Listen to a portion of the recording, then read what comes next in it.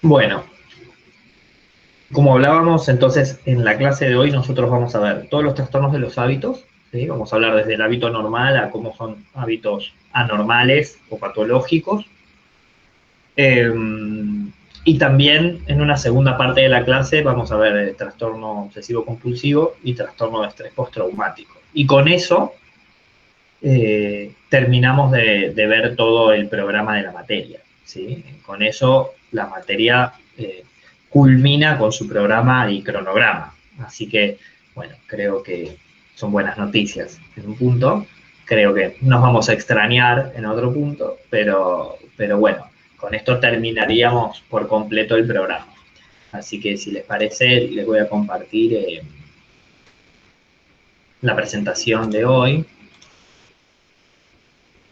Bien, me imagino que todos lo están pudiendo ver, ¿verdad? Sí, ok. Bien, vamos a empezar con una definición de qué es un hábito, ¿no? En realidad, eh, voy a hablar dos o tres cosas que me parece que son importantes para definir hábito normalmente y, y cómo se empieza a despegar de la normalidad. Lo primero, según la Real Academia Española, un hábito es un modo especial de proceder o conducirse, ¿sí? Es adquirido por repetición de actos iguales, semejantes u originado por tendencias instintivas. La realidad es que por una cuestión de economía mental prácticamente, nosotros somos personas de hábitos, ¿sí? Generalmente tenemos rutinas que las repetimos diariamente, gran parte del día, todos los días. Los hábitos prácticamente se pueden modificar probablemente, pero prácticamente son un día a día de nuestra vida, ¿sí? Eh, Adquirirlos nos llevó mucho trabajo, nos llevó mucho trabajo en tiempo, en repetición, en generar un hábito. Y por ende la modificación de un hábito también nos puede llevar mucho trabajo. Por eso los hábitos generalmente se relacionan con funciones que son vitales para la vida humana, eh, vitales que tienen que ver con nuestro día a día y con cómo lo fuimos adquiriendo. Por ejemplo, hay hábitos fisiológicos, como los hábitos del sueño, ¿sí? Entonces, vamos a hablar del sueño y vamos a hablar de cómo sería un hábito patológico dentro del sueño. Otro hábito fisiológico es la alimentación, ¿sí? Alimentarnos, dormir y alimentarnos son hábitos que aprendemos desde que nacemos. Entonces, aprender a comer y aprender a dormir, ¿sí? A lo que se llama higiene del sueño, es algo que aprendemos desde que nacemos. De hecho, les diría desde antes, ¿sí? Ya se vio que si las madres cuando están gestando toman ciertos alimentos, los niños en el inicio de la alimentación mixta, que es aproximadamente a los 6 meses, prefieren esos alimentos. O sea que prácticamente podríamos hablar que sueño y alimentación son dos hábitos que sobre todo nos acompañan desde que estamos adentro de la panza y nos van a acompañar por toda la vida. En situaciones, ¿sí?, particulares se van a ver modificados, por supuesto. De hecho, ahora vamos a hablar de hábitos de sueño y es difícil tener una estadística cierta, pero en estos contextos que estamos atravesando, el sueño se ve alterado en la mayoría de nosotros, ¿sí? Por ende, evidentemente, estos hábitos pueden verse modificados. Lo mismo con la alimentación, ¿sí? Hay personas que ante ciertas situaciones de ansiedad pierden por momento el apetito, ¿sí? Entonces, si ustedes están ansiosas, pueden no tener nada de hambre y sin embargo tener un hábito alimenticio absolutamente normal. Pero, no sé, en época de exámenes, por ahí pasarse 24 horas prácticamente sin ingerir alimento. O lo mismo al revés. Hay gente que en estados de angustia aumenta su necesidad alimenticia, pero todo el resto del tiempo tiene como cierta regularidad. Y otro hábito es la conducta sexual, ¿sí? También vamos a ver lo que sería considerado un hábito saludable a nivel de sexualidad, pero también las patologías que suelen darse dentro de la sexualidad. No todos los hábitos son fisiológicos, ¿sí? Hay hábitos sociales, ¿sí? Hay hábitos que tienen que ver con la sociabilidad. Digo, hay personas que necesitan ver a su gente más querida mucho más frecuentemente que otras, ¿sí? Hay gente que necesita salir, está acostumbrado a salir muchas más veces que otra gente. Y introduzco el término acostumbrado o acostumbramiento porque realmente un hábito se construye en base a costumbres, ¿sí? Y se modifica en base a costumbres. Entonces, en este contexto en el que estamos, por ahí, en las primeras semanas, donde ya llevamos 90 días de aislamiento, por ahí en las primeras semanas, digo, debemos haber pasado por varios estados, ¿no? Las primeras semanas, bueno, era el susto por todo lo que estaba sucediendo, entonces nadie salía, pero después de cierto tiempo, la gente como que empezó a sentir otras necesidades, y después también empezó a aparecer el acostumbramiento, y entonces hoy, 18 de junio, donde ya pasaron 90 días prácticamente, desde ese 20 de marzo, la realidad es que si nos hubieran dicho por 90 días no van a poder salir de sus casas, hubiera sido muchísimo más difícil que como se fue dando de una manera natural y que probablemente nadie sabía que iban a ser 90 días en un principio, y esto no se termina acá tampoco,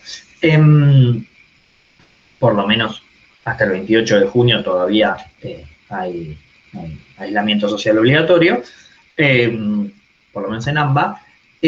La realidad es que nos fuimos acostumbrando, nos fuimos habituando a esta nueva realidad, porque habituando también viene de hábito, ¿sí? Entonces, lo que quiero decirles es que las costumbres que realizamos en el día a día son nuestros hábitos.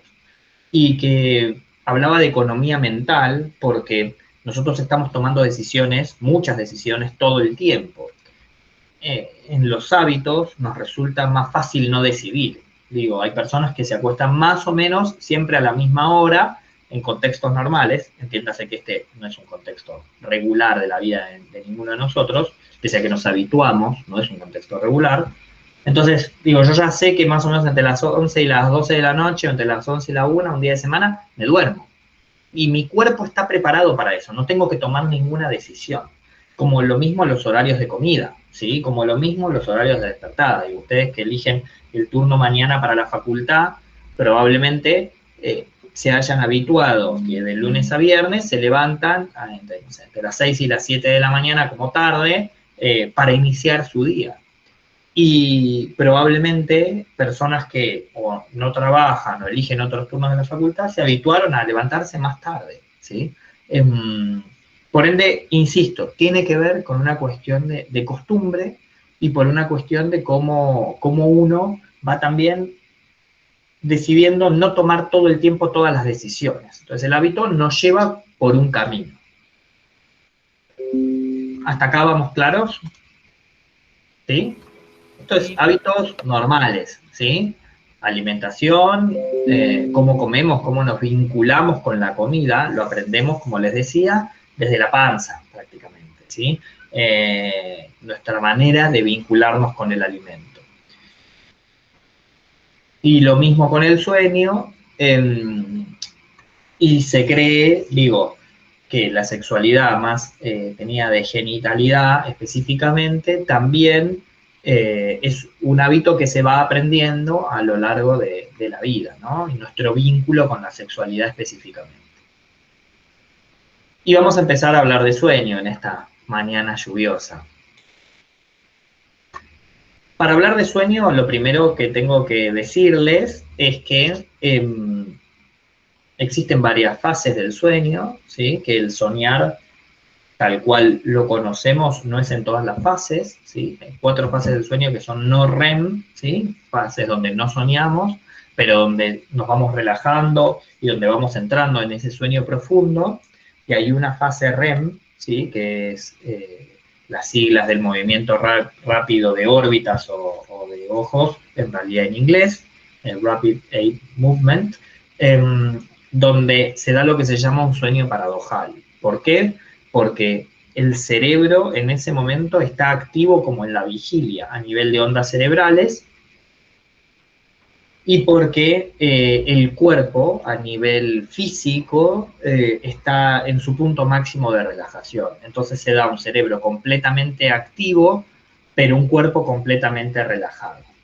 Es esperable, ¿sí?, que una persona adulta duerma cerca de 8 horas y que pase 90 minutos en fases no REM, o sea, fases donde va iniciando la ensoñación y donde se va relajando el cuerpo y donde se va relajando también, digo, de alguna manera se van enlenteciendo las ondas cerebrales, y por esos 90 minutos pase 15 minutos de fase REM, donde el cerebro está completamente activo, como si estuviera despierto, pero el cuerpo completamente relajado. Se entiende que todas las fases son importantes, ¿sí? Sin embargo, no se repiten todas en un ciclo completo de sueño. Lo que suele pasar es que una persona pasa por la fase 1, que es esa fase de ensoñación, donde uno se empieza como a quedar dormido. El pase de la fase 1 a la fase 2 es ese momento donde uno a veces siente que se cae, ¿sí? Como que hay una caída, o está muy susceptible de despertarse. Después se pasa por la fase 2, la 3 y la 4, donde cada vez uno va quedando más dormido muy profundamente. Se entra en la fase REM. El primer REM generalmente es a los 90 minutos de habernos dormido. Ese es el momento donde soñamos, ¿sí? Entiende que ese es el momento onírico donde la persona está soñando. Y luego de esos 15 minutos, es posible que la persona tenga un micro despertar, aunque no sea consciente de ello, y generalmente no se vuelve ya a la fase 1, sino ya se inicia desde la fase 2, ¿no? Entonces, suelen ser como un poco más cortos los ciclos. Freud decía que el soñar es el guardián del dormir, ¿sí? Para los seres humanos el dormir es una necesidad fisiológica, ¿sí? Tanto como comer, como tomar agua, como ir al baño. El dormir es una necesidad. No es compatible con la vida el estar sin dormir, ¿sí? Y Freud decía esto del soñar es el guardián del dormir, porque lo que él dice es que si los sueños tienen, el soñar tiene contenido demasiado angustiante y termina despertando a la persona, es que falló en su propósito, porque el propósito principal del soñar es que la persona pueda descansar, pueda dormir. Freud habló mucho de la interpretación de los sueños, no me voy a meter ahora en esto, pero claramente el contenido onírico, ¿sí?, el contenido de los sueños, nos viene a dar un intento de elaboración de algo de lo que nos está sucediendo, ¿sí? Freud habla de cómo se van desplazando las cargas y cómo se van condensando las representaciones para que sean aceptables por la conciencia onírica en ese momento, y para que la persona pueda seguir durmiendo, ¿sí? Y también dice que, bueno, que los sueños están de alguna manera se conforman de 3 cuestiones principales. Uno, restos diurnos, ¿sí?, las cosas que nos pasaron durante el día. Otra, el segundo punto, lo que sucede mientras dormimos. Entonces, esto explica por qué a veces hay una alarma sonando y entra en nuestro soñar, ¿sí? O hay un ruido afuera y lo metemos dentro del sueño para poder seguir durmiendo, ¿sí? Es una función fisiológica del sueño que lo que está pasando mientras dormimos entre dentro del sueño, porque es una manera de seguir soñando y de seguir descansando. Y lo tercero, contenidos inconscientes, ¿no? Con lo cual, el soñar es, insisto, una función fisiológica muy importante, es un hábito muy importante para nosotros. La realidad es que la patología que se ve en el dormir o en el soñar se llama insomnio, ¿sí? Y el insomnio, ¿sí? Es una dificultad para este dormir, y se caracteriza, ¿sí? La principal se caracteriza o bien por insomnio de conciliación, de mantenimiento o de despertar precoz. Digo, para decirlo rápidamente, el insomnio de conciliación es a la persona que le cuesta dormirse, ¿sí? Entonces se fue a dormir a las 11 de la noche, apagó la tele, se tomó un vaso de agua, apagó la tele y se fue a dormir y se termina durmiendo a las 3:30 de la mañana. Dio 500.000 vueltas, miró el celular, apagó el celular, dejó el celular afuera de la habitación, fue al baño 2 veces y no se puede dormir. Insomnio de conciliación. Una única noche que nos pase, no pasa nada. Una única noche que nos pase y que encima, o algunas noches, lo podemos atribuir a algún momento determinado. Por ejemplo, no sé, tengo que dar exámenes, no hay ningún problema. Es frecuente, puede suceder. Digo, es algo que nos puede suceder a cualquiera de nosotros. Pero entiéndase que si nos pasa siempre o durante periodos prolongados de tiempo que intentamos dormirnos y no hay manera de que nos durmamos, es un insomnio de conciliación. El insomnio de mantenimiento es otro tipo de insomnio que implica, ¿sí?, que la persona se fue a dormir a las 11 de la noche, se durmió y a las 3 de la mañana, ¡ping!, se despertó, ¿sí? Y se despertó como si fueran las 9 de la mañana. Se despierta, hace algunas actividades, va, viene, va al baño, toma agua, no sé qué. Bueno, 4 de la mañana se volvió a dormir, ¿sí? 5:30, pum, se volvió a despertar, ¿sí? Se vuelve a dormir a las 6:30 y a las 9, ¿sí? Ahí ya duerme, entonces tuvo 2 despertares, ¿sí? Con lo cual lo que sucedió es que su sueño está fragmentado. ¿Qué quiere decir? Que al hacer el ciclo completo del sueño, después de la fase REM seguramente se despierta, ¿sí? Entonces, lo que le está costando es mantener el dormir de toda la noche, ¿sí? Y el tercer tipo de insomnio es el despertar precoz. El despertar precoz es la persona que se fue a dormir a las 11 de la noche y se tiene que despertar a las 8 de la mañana y se despierta a las 5:15. Entonces se despierta como nuevo, mira el reloj, 5:15 de la mañana. Y dice, no, todavía me quedan 2 horas o 3 para dormir, ¿por qué?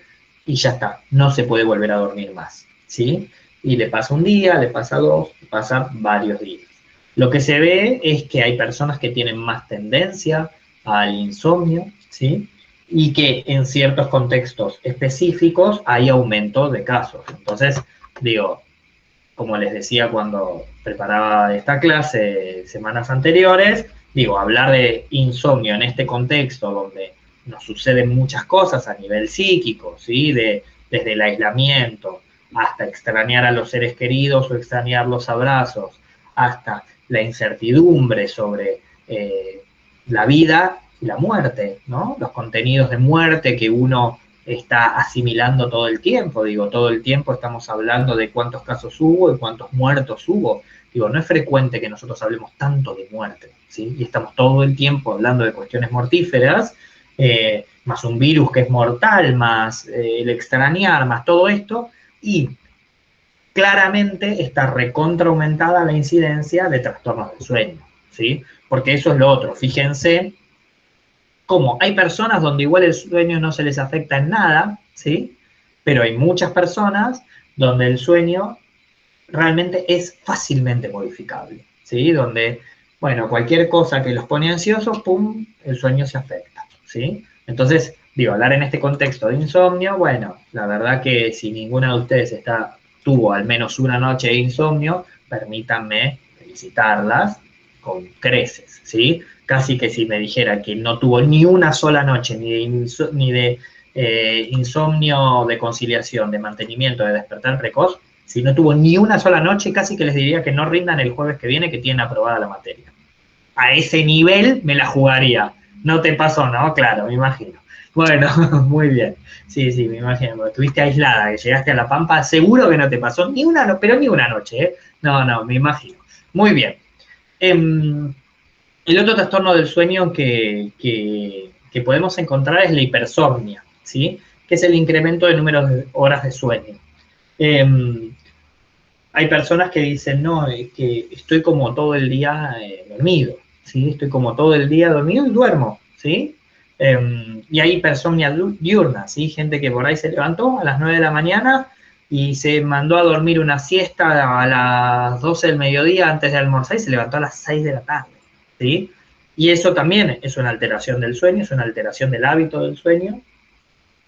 Y puede suceder, digo, frecuentemente, no es tan frecuente que suceda, pero en estos contextos es más frecuente que pueda suceder. Entonces, por ahí les pasó que el martes tuvieron un insomnio de conciliación, que el sábado tuvieron un despertar precoz, entonces se despertaron a las 5:15 de la mañana, y que el lunes siguiente durmieron 5 horas de siesta. Bueno, tienen el sueño hecho fruta, ¿sí?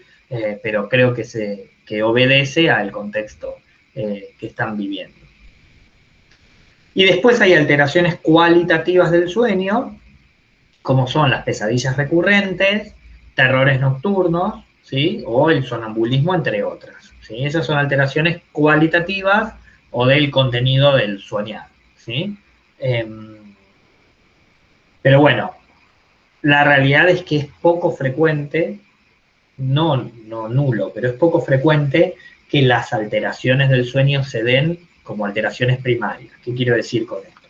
En este contexto, insisto, puede pasar que aparezcan alteraciones del sueño prácticamente sin ningún otro trastorno mental. Puede ser. Pero generalmente obedecen a una cuestión ansiógena, ¿sí? O generalmente obedecen a una cuestión depresiva, ¿sí? Eh, Generalmente entre estado de ánimo y ansiedad arrastran todas las cuestiones del sueño. Digo, personas con esquizofrenia se les suele alterar el sueño y la alteración del sueño es indicador de posible descompensación, ¿sí? En cualquier trastorno psiquiátrico, una alteración del sueño produce o es posible de mostrar, o está mostrando, perdón, para decirlo más sencillo, una posible descompensación. Pero generalmente las alteraciones del sueño generalmente no son primarias, quiero decir, no es la patología principal, generalmente obedece a otra cosa. Entonces, está bien, esto que les decía, ¿no? Se durmieron a las 3:30 de la mañana cuando se querían dormir antes, se despertaron a las 5:15 de la mañana 2 días después y después durmieron 4 horas de siesta, pero en realidad obedece a un estado ansiógeno general que están viviendo, ¿sí? Es raro que solo sea puro del sueño, ¿sí? ¿Hasta acá alguna duda de trastornos del sueño? Un buen momento para estudiarlo, ¿no? Porque parece que todos tuviéramos ejemplos para dar o aportar en este momento, ¿no? Bien, avanzo por otro. Alimentación, ¿sí? Vamos a ir al siguiente trastorno de los hábitos, primero hablando de normalidad, ¿sí? Para irnos hacia lo patológico. La realidad es que la alimentación es el segundo hábito fisiológico principal, un hábito que, insisto, se aprende desde que estamos en el vientre materno, y sobre todo se aprende el vínculo que hay con el alimento, ¿sí? Es un hábito adquirido, pero es un hábito vital. Digo, el bebé nace y lo primero que tiene que hacer antes de hacer caca es prenderse a la teta. Y tiene 24 horas para prenderse a la teta de acuerdo con el alimento con el que nace ya previamente su cuerpo, pero en 24 horas tiene que estar alimentándose, ¿sí? O sea que desde que nacemos, lo primero que tenemos que hacer es alimentarnos, ¿sí? La realidad es que el vínculo que establecemos con el alimento, ¿sí? Va de alguna manera, a atravesar nuestra vida en general. Por eso es muy importante, ¿sí? Establecer el vínculo más saludable posible. Entre más saludable posible implica una alimentación variada, pero también implica, por ejemplo, cuando los chicos se portan mal, que le dicen, bueno, te vas a tu cama sin cenar. No, el niño no tiene que entender punitiva que el alimento es algo que se puede restringir de manera punitiva, ¿sí? Porque si no, cada vez que esté angustiado como está o enojado cuando cuando hacen algún lío, se le va a cerrar el estómago porque va a entender que entonces si hizo algo malo, si está angustiado, se tiene que ir a la cama sin cenar. No, tiene que cenar y después si querés lo dejas en penitencia. O lo mismo, el niño está angustiado o en un berrinche y se lo calmamos con chocolate. Entonces, ay, bueno, no pasa nada, toma, pum, azúcar. No, porque el cerebro va aprendiendo que entonces ante la angustia lo mejor que se puede hacer es subir el azúcar, ¿sí? Entonces yo lo que hago es, no, me siento mal, pum, como. No. La alimentación es un hábito vital, pero también es un placer. Digo, también hay que entender que desde el inicio de la vida para el bebé la succión es un placer y alimentarse es un placer, y en la vida adulta no es lo mismo para todos comer una cosa que la otra. Hay cuestiones que nos dan placer. Hay que permitirse entender a la alimentación como un placer también, ¿no? Como algo decir, bueno, hoy tengo ganas de comer, no sé, un buen asado y como el asado y digo, ay, tenía unas ganas de un asado, fantástico, es un placer, ¿sí? O bueno, los vegetarianos pueden comer un asado de verduras, ¿no? Digo, ay, sí, unas berenjenas asadas. No importa, lo que les dé placer, puede ser una milanesa de soja, bueno, algo, un tofu, un seitán, no sé, lo que les dé. Morrones con huevo. Ah. Morrón con huevo y queso, un morrón con huevo y queso. Muy bien, la versión veggie. Lo que quieran, ¿sí? Entiéndase que el vegetarianismo no es un trastorno de alimentación, ¿sí? Claramente termina siendo una elección alimenticia, ¿sí? Pero los seres humanos somos omnívoros, ¿sí? Por definición podemos comer y deberíamos comer vegetales y deberíamos comer carne. Pero bueno, también, digo, en la vida adulta, en la vida adulta, uno puede elegir, ¿sí? Qué comer, qué no comer y cómo compensarlo también, y es una elección, ¿sí? Pero soy insistente con la vida adulta, no con los niños. El otro día, hace unos meses, cuando había jardines de infantes, unos padres del jardín preguntaron qué comían los chicos en el jardín porque ellos están criando a su hija de 9 meses, que recién empezó con la alimentación mixta, de manera vegetariana. Entonces, no, pues nosotros somos vegetarianos, entonces estamos haciendo que ella sea vegetariana. Bueno, en principio es criminal eso, ¿sí? Porque estás privando a un niño en edad de crecimiento de todos los nutrientes y de sus capacidades omnívoras que tiene. Digo, la alimentación debería ser completa hasta por lo menos la adolescencia. ¿Sí? En la adolescencia es difícil, muchos van a pasar por distintos periodos, inclusive vegetarianismo, pero realmente la elección de vegetarianismo debería ser en la adultez, ¿sí? Donde una persona puede elegir ser vegetariano, puede elegir ser vegano y no consumir nada de producto animal, por supuesto, es una decisión, pero una vez que el hábito ya está desarrollado, una vez que está desarrollado y una vez que las necesidades alimentarias fueron cubiertas en el momento de crecimiento, ¿no? Ahí iba a comentar algo que tiene que ver con eso, porque yo almorzaba con los nenes al mediodía y yo nunca impuse lo mío, pero tuve que volver a comer carne por un tiempo porque ellos estaban imitando a que yo, como no tomaba la carne, ellos no estaban tomando la carne tampoco, o sea, no la estaban comiendo. Entonces tuve que Claro. volver a comer carne y bueno, sí, imitan eso también. Y sí, y sí, la verdad que fue por conducta imitativa quizás, ¿no? Pero sí, lo fue. Voy a ajustar un segundito la cámara que veo que estoy demasiado clarito.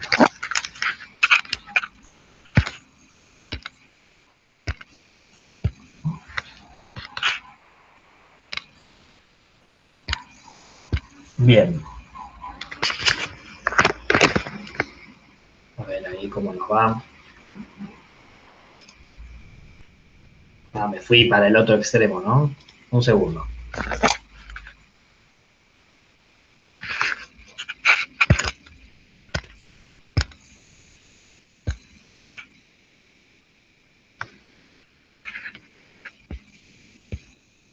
Ahora deberíamos estar.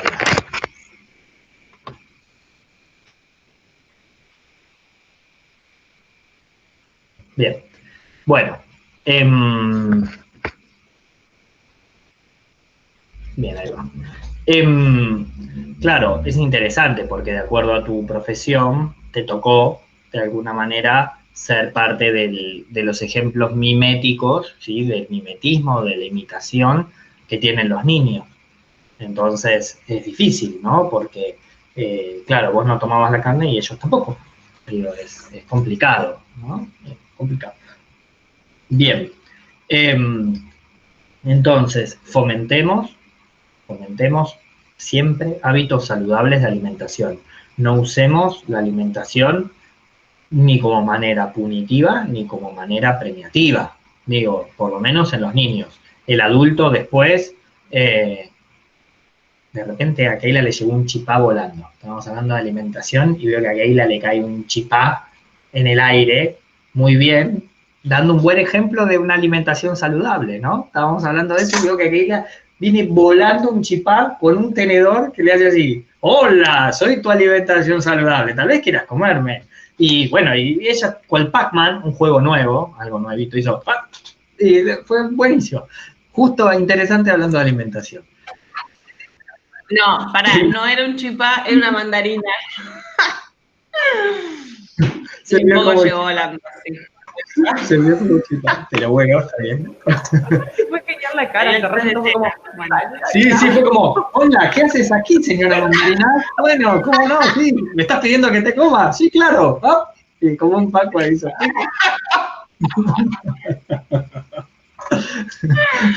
Quiero ver esta grabación. Bueno. Sí, ¿cómo que me estás diciendo que quieres que te coma? Ah, sí, ¿cómo no? Claro, por supuesto. Sí, señora mandarina. Ven a mí. Y bueno, fue todo eso lo que pasó. Bueno, muy bien. Bien. Excelente ejemplo de alimentación saludable, de un buen vínculo con el alimento, sobre todo cuando sentimos que el alimento quiere ser comido. Muy bien.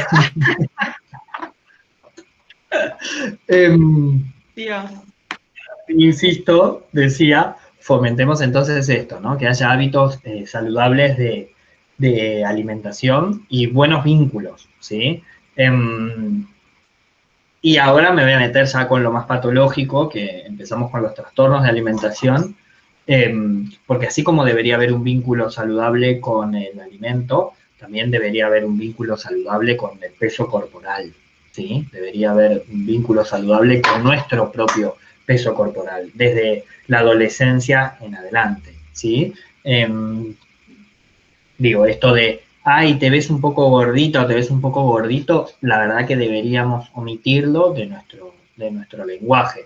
Digo, los adolescentes y los adultos también, pero sobre todo los adolescentes pasan por distintas etapas y a veces hay momentos donde suben de peso y después crecen, ¿sí? Corporalmente, entonces bajan de peso y a veces donde bajan de peso porque acaban de crecer un par de centímetros. Entonces, el peso es fluctuante en la adolescencia. En la adultez, hasta lo que yo sé, no crecemos más en centímetros, por lo menos no de altura, quizás sí de circunferencia, pero también puede ser fluctuante. Digo, entonces manejemos buenos vínculos con nuestro peso corporal, ¿sí?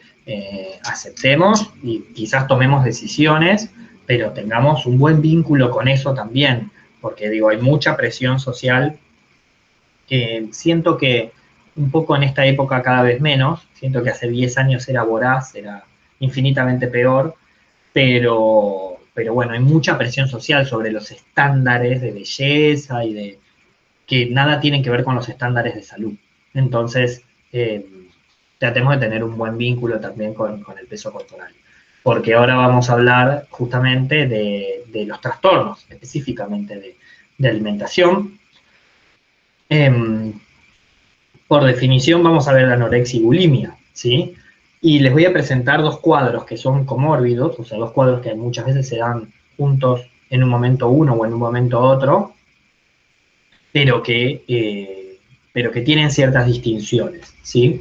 La anorexia, por definición, es una restricción de la ingesta energética en relación con las necesidades que conduce a un bajo peso corporal significativamente bajo, ¿sí? No es un bajo peso más o menos, ¿sí? Entonces, es una restricción, es una persona que está decidiendo, eligiendo, ¿sí? Restringir la ingesta energética, ¿sí?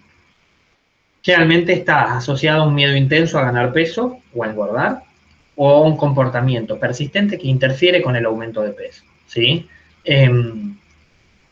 Y suele tener una alteración en la forma en que uno mismo percibe su propio peso o constitución. Por eso ahí les puse una foto, ¿sí? De una persona claramente con un índice de masa corporal muy bajo, que en el espejo, ¿sí? Con una alteración en la forma en que se percibe, se ve con otro índice de masa corporal. La anorexia puede ser tanto restrictiva como purgativa. ¿Qué quiere decir eso? Que una persona con anorexia puede restringir, ¿sí? La ingesta, como también purgarse con diuréticos, con laxantes o con vómitos, ¿sí? Esta imagen que tenemos de que la anoréxica o la persona con anorexia no vomita es mentira, ¿sí? Las personas con anorexia pueden inducirse el vómito, pueden tomar laxantes, pueden tomar diuréticos. Y también pueden restringirse, ¿sí?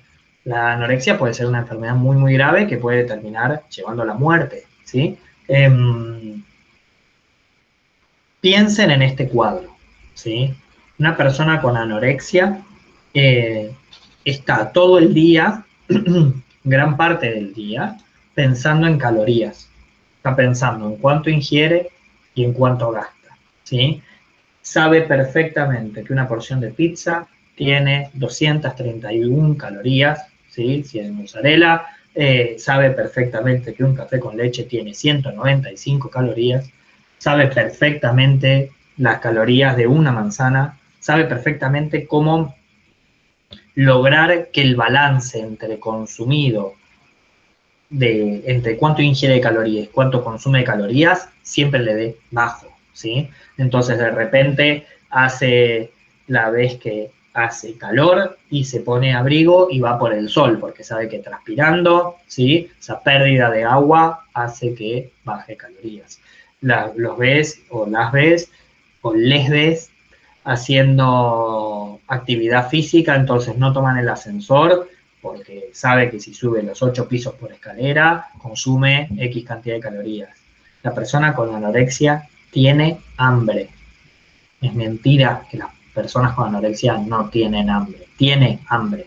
Por supuesto, cuanto menos come, después tiene menos capacidad de ingesta, ¿no? Digo, no es una persona que tiene una alimentación normal y que de repente, ¡pum!, restringió el comer, entonces se muere de hambre. No. Al ir restringiendo la capacidad de ingesta, tienen menos hambre porque les entra menos comida, pero tienen hambre. Es mentira que no tiene hambre una persona con anorexia. Sabe que si consumió y toma laxantes, eso se absorbe menos y cuántas calorías va a perder. Imagínense este cuadro, estamos hablando de una persona ¿qué? ¿Cómo es una persona que está calculando meticulosamente cuántas calorías ingiere, cuántas calorías come? Muy obsesiva, ¿sí? Entonces, fíjense que en cuadros más leves o moderados de anorexia generalmente estamos más del lado de la neurosis inclusive, pero una cuestión muy obsesiva, ¿sí? No así los casos más moderados a severos, ¿sí? Donde ya tiene una completa distorsión de la imagen corporal. De hecho, imagínense una persona que, pese a que su vida realmente está en peligro, ¿sí? Pese a que su vida corre severo peligro clínico, igual elige no comer. Eso ya está más del lado de que, digo, ¿qué se le perdió a una persona que está dejándose morir por falta de alimento? ¿Qué se le perdió? Perdón, no escucho. ¿Sí? ¿El deseo? Bueno, pero hablando en términos psicopatológicos, no estoy seguro aparte de que se le haya perdido el deseo, pero bueno. Se le perdió el criterio de realidad, ¿no? Se le perdió el criterio de realidad y la conciencia de situación. Entonces, una anorexia severa realmente está enmarcado o en una estructura borderline o en una estructura psicótica, ¿sí? ¿Por qué? Porque imagínense, insisto, una persona que perdió por completo el criterio de realidad, donde elige seguir sin ingerir alimentos, sabiendo que su vida realmente, digo, Hay personas que llegan a pesos tan bajos que su vida realmente está a punto de morir. O mueren, ¿sí? Mueren por complicaciones añadidas. 2 o 3 cosas para pensar. Una persona con anorexia es una persona muy obsesiva, como decíamos. Y una persona con anorexia siempre tiene hambre. Y una persona con anorexia siempre está bajo peso. No hay personas anoréxicas con sobrepeso. Una persona anoréxica, mientras está atravesando fases activas de la enfermedad, está con bajo peso, ¿sí? Y esto es importante decirlo, porque es un diagnóstico diferencial. ¿Cómo se mide que alguien esté con bajo peso? Acá les dejé dentro del PowerPoint la evaluación del índice de masa corporal, ¿sí? Que es peso sobre altura al cuadrado, ¿sí? Acá es esperable que nosotros tengamos entre 20 y 25, ¿sí? De número. Si quieren, algunas acepta, hacemos la cuenta online, a vivo.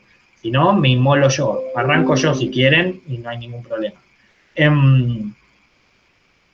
Yo mido 1,68 por 1,68. Eso me da... espera. 1.68 por 1.60. Denme un segundo. 1.68 por 1.68. Eso da 2,82. La última vez que me pesé pre-cuarentena estaba en 70 kilos, con lo cual da 70 dividido 2.82 me da 24, ¿sí? El índice de masa corporal debería dar entre 20 y 25, ¿sí? Para estar normal, ¿sí? O sea que estoy en mi peso, ¿sí? Cuando era un poco más chico, antes de los 30, siempre me daba 19, 18, me daba en bajo peso, ¿sí? De los 30 para acá, más o menos fui entrando en un peso más normal y de eso, da 24, ¿sí? Si hay alguien que nos quiera comentar, lo hacemos en vivo, su índice de masa corporal. Pueden mentir, me da lo mismo. Pero lo importante, si no, que tengan claro, es el índice de masa corporal es un índice que se puede sacar así de fácil y que se entiende que lo normal es entre 20 y 25. Si tenemos 19, 18 estamos en bajo peso, ¿sí? 17 ya es un bajo peso patológico, ¿sí? 16, 17, 15 ya es un bajo peso extremo, con lo cual nosotros consideramos que 15, 16, 17 casi les diría, ya estamos hablando de algo patológico, ¿ah? 18, 19 es un bajo peso, ¿sí? Y lo mismo para el otro lado, 26, 27 hay un pequeño sobrepeso, 28, 29 ya estamos hablando de un sobrepeso que empieza a ser patológico y entiéndase, no desde el sentido estético, imagínense, el último que me importa. No digo que no sea algo quizás importante para muchos, pero no ese es el punto en el que estamos hablando ahora, sino saludable, ¿no? Digo, el sobrepeso también es patológico y genera trastornos de salud, ¿sí? Trastornos circulatorios, digo, genera distintos trastornos. Entonces, lo esperable es entre 20 y 25. Entonces, una persona con anorexia tiene, insisto, 3 cosas. Una personalidad muy obsesiva, está todo el tiempo pensando en calorías. Puede ser restrictiva o purgativa, ¿sí? Suelen tener una alteración de la forma en que se perciben y su índice de masa corporal está por debajo de 18, ¿sí? En los momentos que está mejor, por ahí está en 18, 19, pero en los momentos que está peor puede llegar a 15 o 14. 14 ya es casi incompatible con la vida, ¿tá? O sea, es de gravedad o de mucha severidad, ¿tá? ¿Hasta acá alguna duda de anorexia? ¿No? No. Bien. Por supuesto, quien atravesó una anorexia severa, más o menos severa en la adolescencia, lo que nos está contando es que aunque hoy no tenga activa la enfermedad, ya tiene un vínculo creado de hábito que tuvo una tendencia poco saludable con el alimento, con lo cual es posible. Digo, una persona tuvo una anorexia severa, me acuerdo una persona hace unos años me contaba que había tenido una anorexia muy, muy severa en la adolescencia, ella había sido gimnasta, y en ese círculo el tema del peso era clave. Entonces había tenido una anorexia, había desarrollado una anorexia muy, muy severa en la adolescencia, con internación y qué sé yo. Y ahora comía, ¿sí? Y comía bien, pero era casi un esfuerzo mental comer, ¿sí? Pese a que, nada, no se preocupaba por el peso, pese a que lo tenía superado, pese a que había hecho un montón de tratamientos y todo, como que hacerse el hábito de hacer las 4 comidas igual era un ejercicio mental, ¿sí? Decir, no, yo sé que tengo que comer. Entonces, al mediodía y se pedía, no sé, un pollito con ensalada, pero es porque hacía el esfuerzo, ¿sí? Todavía le costaba un poco, a veces no, el placer por la comida, ¿no? Esto de, me comería un asado, casi no le pasaba. Y lo mismo me decía, si tengo una entrega, si tengo que hacer algo importante, lo que sea, así importante en mi vida, y que me pongo ansiosa, puedo pasar 3 días sin comer y no se me mueve un pelo. O sea, me puede pasar. No sé, tengo una entrega importante en el laburo de acá 3 días y me pasé los últimos 3 días a mate. Y sí, me pasa y punto. Y después vuelvo a entrar en esta rutina, ¿no? Entonces, queda, ¿sí? Como quizás como una cuestión de eso, de ese vínculo que, digo, esta persona lo tenía recontra resuelto de alguna manera, pero, bueno, algunas cositas quedaban. ¿Estamos claros hasta acá? Entonces, perdón, ¿se puede decir que existen como grados en la anorexia? Sí, claro. O sea, ¿hay trastorno, sea una anorexia leve o sea una anorexia grave? Pero el Sí. trastorno está. Y el trastorno está. Y sí, de hecho, las anorexia leves, digo, porque también hay que tener un poco de cuidado con eso. Está buena la pregunta, Bianca, porque, digo, es recontra altísimamente frecuente, sobre todo en mujeres, no es que no haya anorexia en varones, pero sobre todo en mujeres, en la adolescencia, en ámbitos urbanos, no rurales, ¿sí? Que en algún momento de la adolescencia desarrollen, es muy frecuente, alguna anorexia leve, ¿sí? Momentánea, unos meses, ¿sí? Y después pasa. Entonces, pasa a veces con terapia, a veces con conversaciones familiares, a veces con crecer, ¿no? Y en esa búsqueda de identidad que tiene el adolescente, en algún momento, bueno, se le pasa, ¿sí?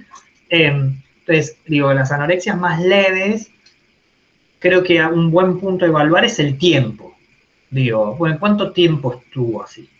No, bueno, fue un mes hace 3 años y nunca más. Bueno, nada. Me parece que hay que entender que es algo que suele suceder, ¿sí? Por eso, insisto, la presión social en el adolescente es muy, muy, muy, muy severa y el adolescente es muy dependiente de esa presión social, sobre todo en las mujeres, ¿no? Como que a los varones siento que se nos exige un poco menos en ese punto, se nos exigen en otras cosas, pero en ese punto se nos exige un poco menos. Entonces, pese a que creo que se viene trabajando, digo, la ley de talles existe hace 15 años, pero la verdad, o hace 10 años, y creo que el cumplimiento recién está siendo efectivo hace poco tiempo. Entonces, digo, un momento que una persona pasó un poco más anoréxica, una anorexia nerviosa, en la adolescencia y después, bueno, yo ahí no lo catalogaría como trastorno, sino como, bueno, parte de la búsqueda de la identidad de un adolescente, ¿sí? Como tampoco eso, digo, si un adolescente, no sé, 18 años, se la recontrapegó con sustancias, que hoy vamos a ver sustancias también, durante un par de semanas y después nomás, tampoco lo catalogaría como una persona que tiene problemas de uso de sustancias, digo, me parece que, bueno, es una búsqueda, ¿no? Pero donde ya se transforma una conducta repetitiva en un hábito, ¿no? Porque estamos hablando de hábitos, en un hábito repetitivo, constante, permanente, etcétera, etcétera, como que yo ya ahí empezaría a pensar en eso y en los tratamientos, que por otro lado los tratamientos son bastante complejos, ¿eh? No, como es un hábito, insisto, es una conducta repetitiva que fue adquirida durante mucho tiempo, no es fácil, ¿sí? Los tratamientos. No es que tienen muy buenos resultados en el corto plazo.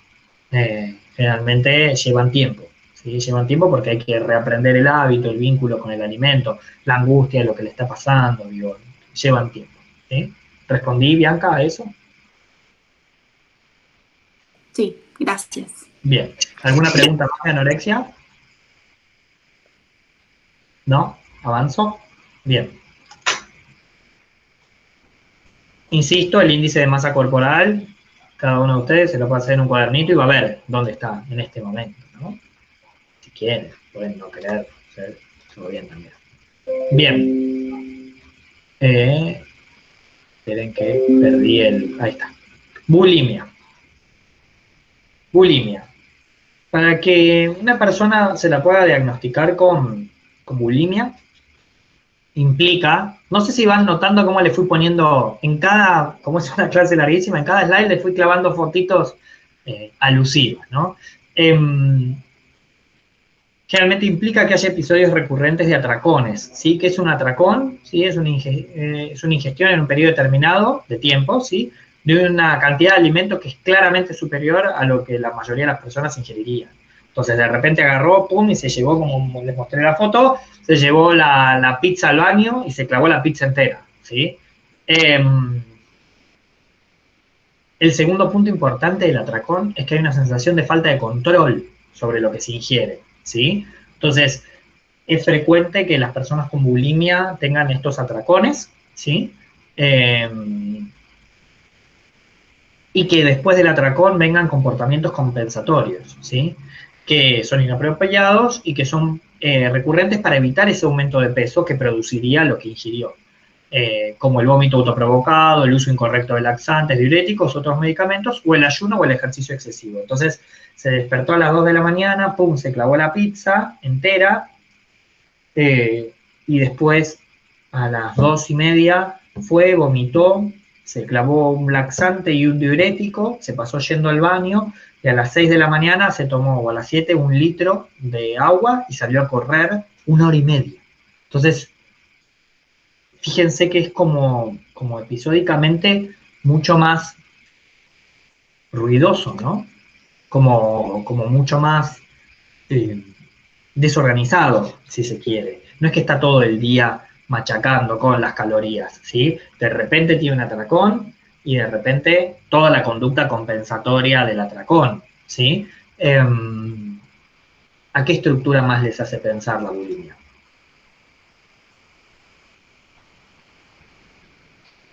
Bipolar, ¿no? Bipolar no es una estructura. No, es cierto, perdón. Borderline. Bien, ¿sí? Fíjense la diferencia con la anorexia. La persona anoréxica está con hambre todo el día, contando calorías, cuánto ingiere y cuánto gasta, ¿sí? Está meticulosamente medida de cada una de sus acciones, ¿sí? Fíjense en la persona con bulimia. Es una persona que de repente se desborda y se come todo, de repente vomita laxantes, diuréticos, como todo desborde, ¿sí? Más parecido a la estructura borderline, ¿sí? ¿Eso quiere decir que todas las personas con bulimia tienen estructura borderline? No, de ninguna manera. ¿Eso quiere decir que todas las bulimias son graves? No. Digo, insisto, un episodio aislado una vez, ¿sí? Inclusive pasa. Bueno, fue el cumpleaños, vio la torta de cumpleaños, quedaba media torta de chocolate, fue a la heladera, se la clavó entera, después le dolió la panza toda la noche, vomitó. Fue un episodio, digo, eso no vamos a decir que es una persona con bulimia. Porque lo otro que también pasa con las personas con bulimia, que a diferencia de la anorexia, no siempre están en bajo peso. A veces están en bajo peso, a veces están en su peso normal, y a veces están en sobrepeso. Porque claro, de acuerdo a cómo se vaya dando esta balanza, ¿sí? de cuánto come y cuánto gasta, ¿sí? Su peso también es fluctuante, ¿sí? Entonces, de repente, me acuerdo una vez una persona, la verdad que estaba bien en peso, pero yo la había visto, me acuerdo una compañera de trabajo en muy bajo peso y la había visto en sobrepeso.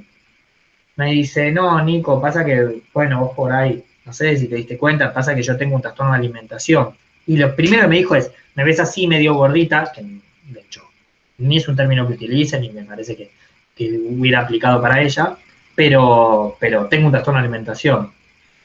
Y le dije, claro, porque lo que tenés es bulimia, no anorexia. Y me mira y me dijo, sí, ¿cómo sabes? Bueno, porque tu peso es fluctuante, entonces no me sorprende lo que me decís, puede pasar.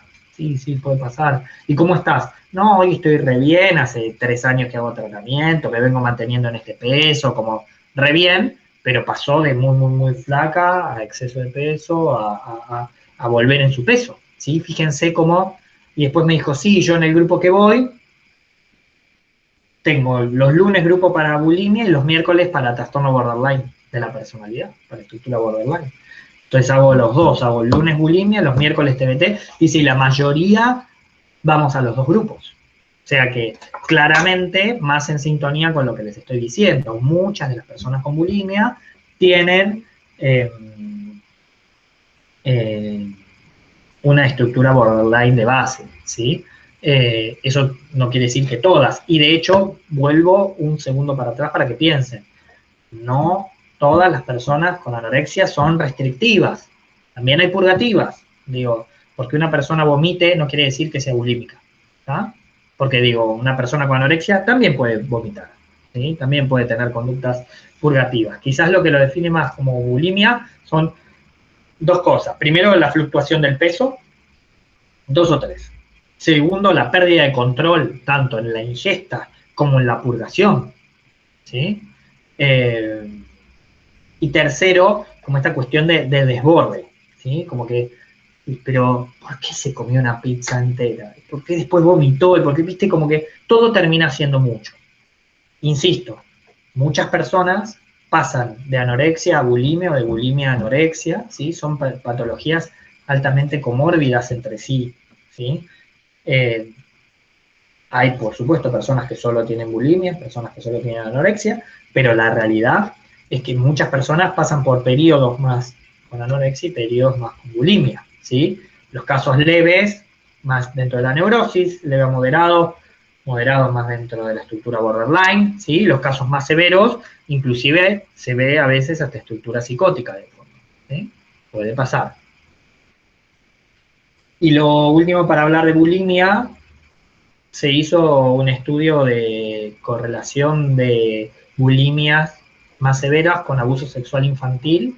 Más del 85% habían tenido abuso sexual infantil, ¿sí?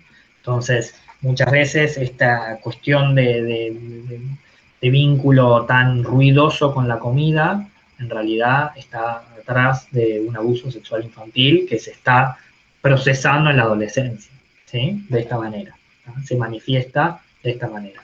Con lo cual, personas con bulimia severas, lo primero que hay que pensar es si no hubo abuso en la infancia, ¿sí? Porque es altísimo la tasa de comorbilidad. ¿Tá? Bien, ¿alguna duda más de bulimia y anorexia? ¿O alguna duda, mejor dicho? ¿No? Bien. Vamos a avanzar entonces a los trastornos sexuales. 2 o 3 cosas, ¿sí? Para decir, en realidad incluí los trastornos que incluye el DSM-5 como trastornos sexuales. Los podríamos dividir probablemente en masculinos y femeninos, ¿sí? Dentro de los masculinos, o sea, masculinos, femeninos o de ambos, ¿sí? Dentro de los masculinos podemos encontrar eyaculación retardada o trastorno eréctil o eyaculación prematura, o trastorno de interés o excitación sexual, y dentro de los femeninos el trastorno orgásmico femenino, ¿sí? O el trastorno genitopélvico o de penetración, ¿sí? La realidad es que son, yo no sé si ustedes vieron, pero son distintos como el ciclo, ¿sí? En la relación sexual entre el hombre y la mujer son distintos, ¿sí? Cómo se va dando. Digo, en el hombre, o sea, en el hombre y en la mujer se va produciendo como una escalada en la excitación sexual, que a nivel físico en la mujer las glándulas de Bartolino implica la lubricación y en el hombre los cuerpos cavernosos la erección. En el hombre cuando hay un periodo de meseta, ¿sí?, que luego hace una segunda escalada, una segunda curva, donde hay un punto, el punto máximo que se llama punto de no retorno, que ese punto culmina con el orgasmo masculino y la eyaculación, y luego con la pérdida, ¿sí?, de la excitación y la detumescencia peniana. No es así en la mujer. En la mujer inicia con un periodo mucho más amesetado, ¿sí?, la meseta se da antes, y después inicia como su escalada en la excitación sexual, llega al punto máximo del orgasmo, y luego no entra en un periodo de tumescencia. En realidad, en la mujer, luego de ese punto máximo, remite un poco, pero queda en un periodo de mucha excitación sexual, por eso puede tener nuevamente otros orgasmos, ¿sí? Así es el ciclo biológico, si me permiten.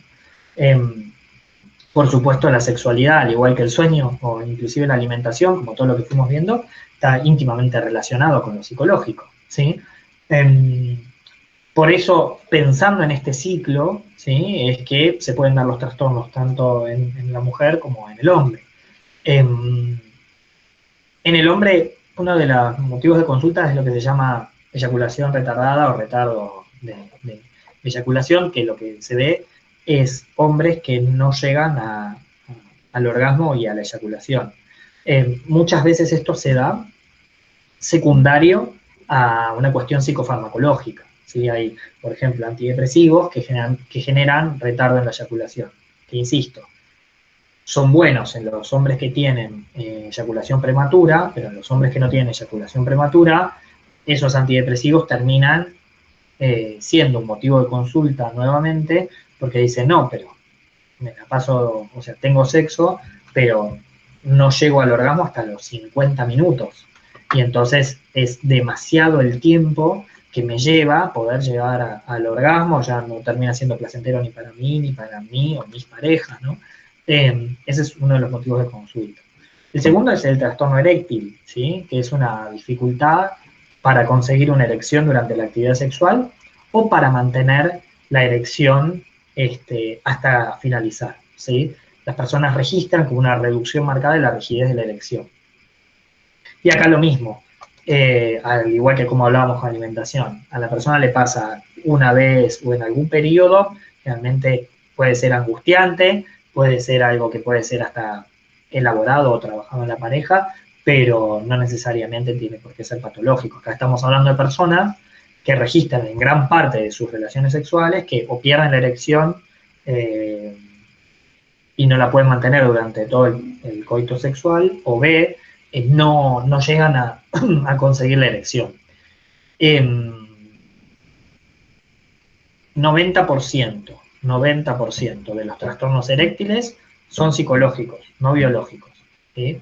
Cuando les hablé de sueño hace un rato, ¿se acuerdan que les dije que la fase REM era el sueño paradojal? Porque el cerebro estaba despierto, estaba con actividad como en vigilia, y el cuerpo dormido. Excepto, ¿sí?, la relajación del cuerpo, excepto se da en las partes sexuales, ¿sí? Es frecuente que en la fase REM el hombre tenga erección y que la mujer pueda tener un poco de flujo, ¿sí? Entonces, en la mujer puede pasar indetectable, pero en el hombre no, y como generalmente uno se despierta de la última fase REM, ¿sí?, generalmente se despierta con esa erección. Entonces, las personas que tienen trastornos eréctiles, ¿sí?, que consultan porque dicen que no pueden mantener la erección, etcétera, etcétera, la primera pregunta es, ¿y nunca tenés erección durante el día? No, te dicen, no, re poquito. Ajá. ¿Y cuando te despertás? Ah, no, cuando me despierto sí. Bueno, bien, eso nos da la pauta de que ese trastorno eréctil es psicológico y no biológico, porque si fuera biológico le pasaría inclusive en los despertares, ¿sí? Y el despertar inicia con erección por esto, porque en la fase REM hay erección, ¿sí? Si avanzo, si sigo, a ver, hasta acá, ¿sí? Así voy primero por los masculinos. No, perdón. Si sigo hasta acá, ¿sí? Ahí lo ven, y sigo con los masculinos para después ver los femeninos, ¿sí? El trastorno de eyaculación prematura o de eyaculación precoz, ¿sí? Para que se considere eyaculación precoz implica que la persona, ¿sí? El varón, llega al orgasmo y a la eyaculación dentro del primer minuto, ¿sí? De haber iniciado la relación sexual. No necesariamente la relación coital, ¿sí? Quiere decir que inclusive en el juego previo a veces puede tener eyaculación en el primer minuto. Insisto, recuerden el ciclo sexual del varón. El ciclo sexual del varón implica un punto de no retorno, ¿sí? Y una escalada donde genera la eyaculación y el orgasmo. Y luego la detumescencia. Sucede, ¿sí? Sucede en la adolescencia o en periodos más tempranos que varones consultan por esto y una vez pregunta, bueno, pero ¿cómo? Contame un poco a ver cómo fue. No, bueno, estábamos jugando, no sé qué, y se me escapó. Ajá, ¿y cómo siguió? No, siguió. O sea, siguió. Seguimos jugando, no sé qué, me puse un preservativo, tuvimos relaciones, etcétera, etcétera, y después a los 25 minutos volví a eyacular. Bueno, eso no es un trastorno eyaculatorio, ni es un trastorno de eyaculación temprana o eyaculación precoz. ¿Por qué? Porque no hizo el ciclo completo. No es que eyaculó y perdió la erección. En realidad, probablemente, por una cuestión ansiosa, tuvo una eyaculación, ¿sí? Pero después pudo mantener la erección y volvió a su ciclo completo, ¿sí? Entonces, eso no es un trastorno eyaculatorio. La eyaculación precoz implica que, dos cosas, que tenga eyaculación y que pierda la erección, ¿sí? Entonces, da por terminado el suceso, que suceda generalmente dentro del primer minuto. Y tercero, lo que suele pasar a nivel psicológico, porque generalmente, por no decir siempre, es un trastorno psicológico, lo que suele suceder es que la persona, el varón en este caso, perdió registro de ese punto de no retorno, ¿sí? Registro de ese punto donde, si sigue, va a eyacular. Entonces, lo que se trabaja a nivel psicológico es que el varón detecte, el varón y su pareja, ¿sí? Detecten ese punto donde después no hay retorno, ¿sí? Hay técnicas más conductuales, hay técnicas más psicodinámicas, pero lo importante es que lo detecte, porque donde lo detecte, si frena en ese momento, vuelve el ciclo para atrás, vuelve al periodo de meseta y puede seguir, ¿sí? El problema es que no tiene registro entre la meseta y la eyaculación. ¿Me siguen hasta acá? Es un punto en el varón que se llama eso, punto de no retorno. Entonces, insisto, para que exista esto se considera que sucede aproximadamente en el minuto siguiente a la penetración y antes de que lo desee el individuo. Inclusive a veces puede ser antes de la penetración. Probablemente las consultas más frecuentes, ¿sí? Dentro de los trastornos sexuales en los varones es su eyaculación temprana, precoz o prematura y trastorno eréctil.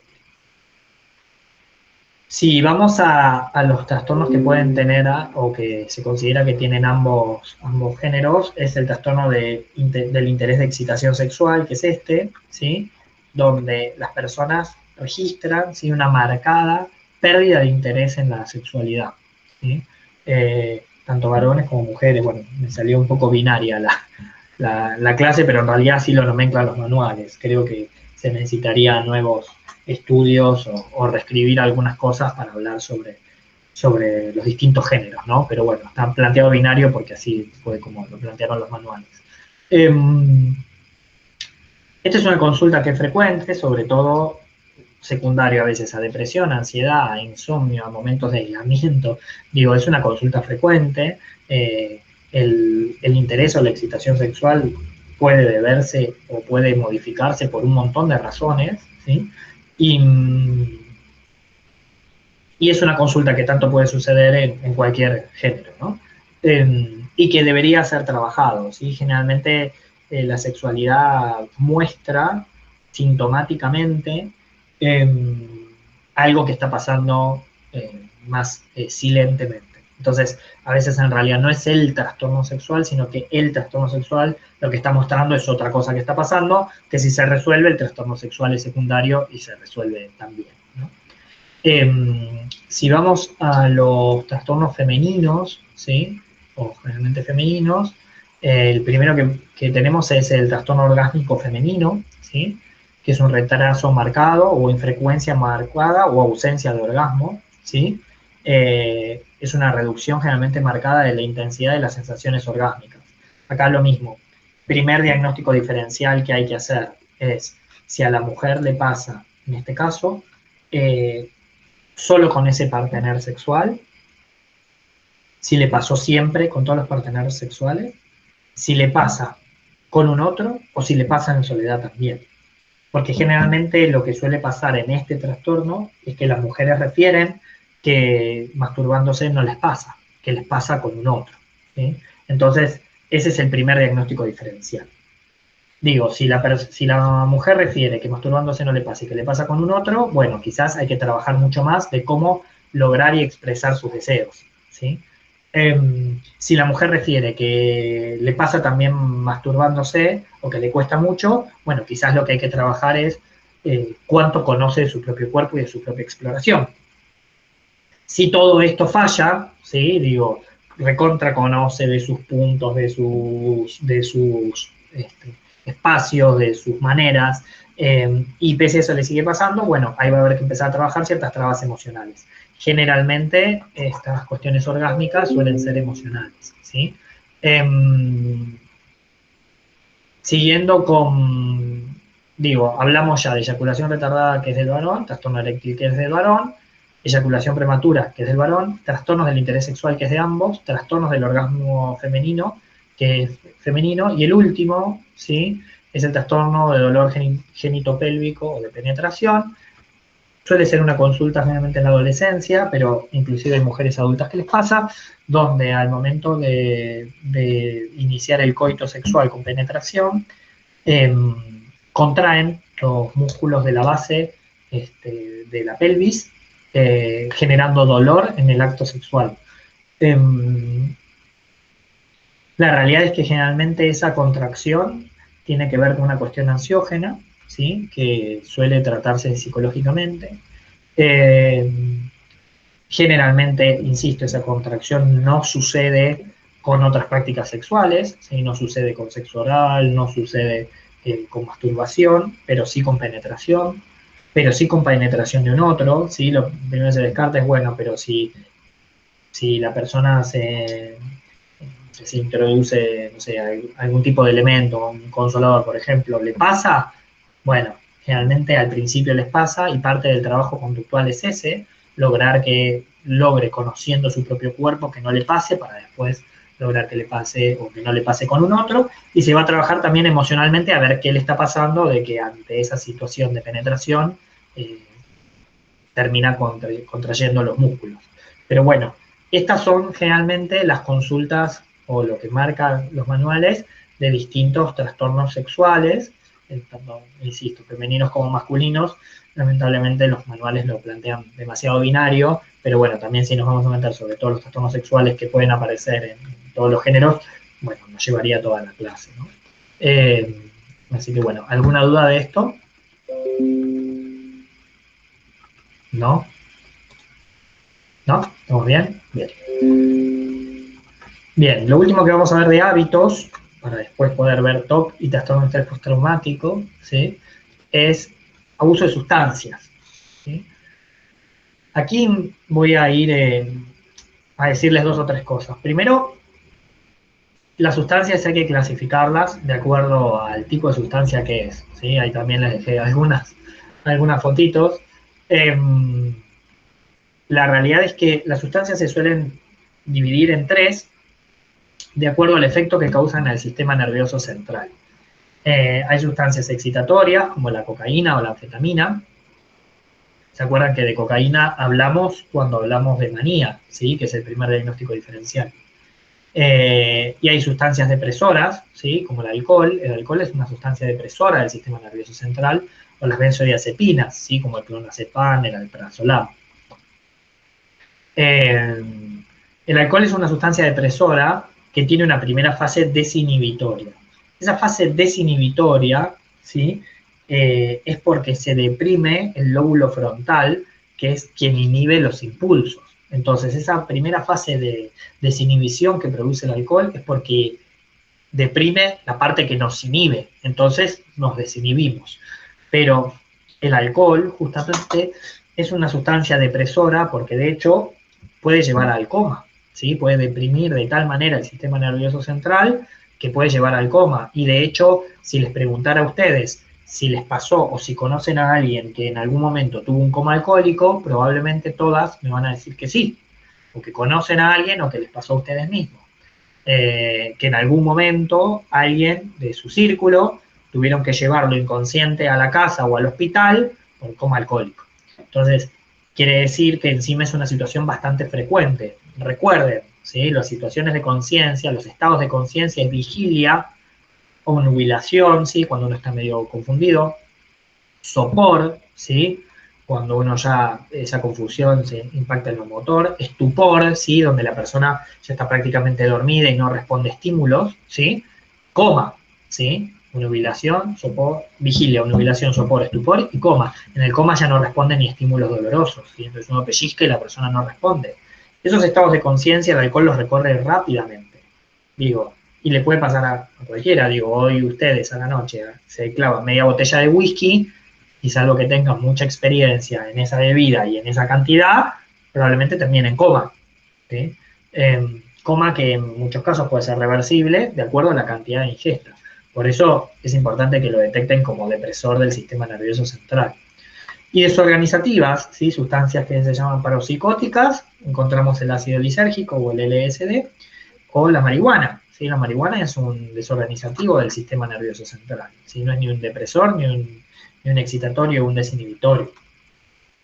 Entonces, para abuso de sustancias, lo primero que tenemos que clasificar es si la persona tiene alguna sustancia predilecta de abuso o si la persona en realidad consume un poco de todo, ¿sí? Y es importante esto porque, digo, las sustancias que son excitatorias generalmente no tienen adicción biológica, pero sí una fuerte adicción psicológica, ¿sí? Por ejemplo, la cocaína produce fuerte adicción psicológica, pero no biológica.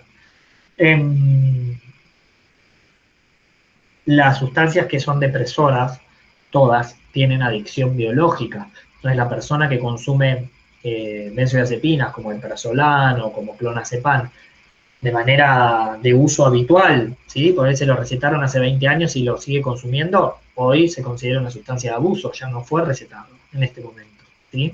O lo usa, no sé, se toma una cerveza y se toma un clonazepam para salir, o cualquier otro de los midazolam, cualquier otro de las benzodiazepinas, tiene una adicción biológica, ¿sí? El cuerpo le va a pedir que vuelva a consumir, ¿sí? Distinto es las adicciones psicológicas, donde es la mente la que nos pide, ¿sí? Dentro de los depresores también podemos encontrar la heroína, que por suerte en nuestro contexto es difícil de encontrar. Digo, en otros países han tenido severos problemas con los derivados opioides, como la heroína o la morfina. La morfina en Argentina sí, es una sustancia de abuso muchas veces, aparte de ser una sustancia de tratamiento, ¿no? Pero lo importante de los depresores es que tienen adicción biológica. Y las desorganizativas no suelen tener ni adicción biológica ni psicológica, pero pueden generar psicosis de manera irreversible, ¿sí? ¿Se acuerdan cuando hablábamos de esquizofrenia? Decíamos que en España 1 de cada 3 personas que tuvo esquizofrenia fue habiendo consumido marihuana. Entonces, digo, la marihuana podría ser una sustancia bastante inocua en algún momento de la vida, ¿sí? Pero no deja de ser una sustancia prosicótica. Quienes tienen vulnerabilidad a la psicosis puede desarrollar psicosis. De hecho, la marihuana también produce deterioro cognitivo en la memoria de corto plazo.